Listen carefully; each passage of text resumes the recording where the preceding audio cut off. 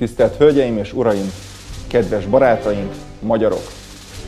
A néhány hete nyilvánosságra hozott Széll-Kálmán tervben a kormány egyértelművé tette, hogy nem akarja elismerni a tűzoltó szakma fontosságát, a benne dolgozók munkáját és annak erőnfelüliségét. Az elmúlt években a rendvédelmi dolgozóknak és tűzoltóknak fokozatosan és folyamatosan elvonták járandóságait. Mi tűzoltók hivatástudatból ezt tudomásul vettük. Most viszont a kormány az utolsó megmaradt elismerésünket is el akarja venni, amit a szolgálati törvény garantál annak, aki ezt a hivatást választja. Mi tűzoltók nyitottak vagyunk a kormánnyal való párbeszédre, ám ezzel jelenleg partner hiányában egyedül vagyunk. Így nem maradt más a kezünkben, mint hogy nyilvánosság elé lépjünk a minket ért sérelmek miatt.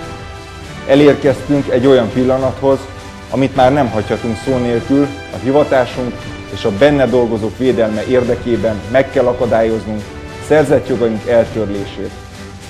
Tegye mindenki a kezét a szívére, és gondolkozzunk el közösen egy pillanatra.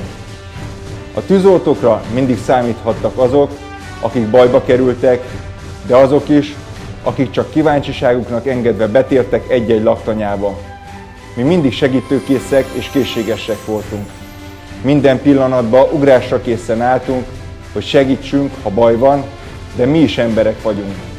Családapák, családanyák, olyan emberek, akik szeretnék látni, ahogy felnő gyermekük, akiknek a szemében nem a reménytelenség, hanem a biztos jövő üzenete csillog. Azt szeretnénk, ha a tűzoltó szakma a gyermekeink számára is áhított hivatás lenne. A következő generációk tűzoltóit is az a társadalmi megbecsülés övezné, ami minket is körülvesz.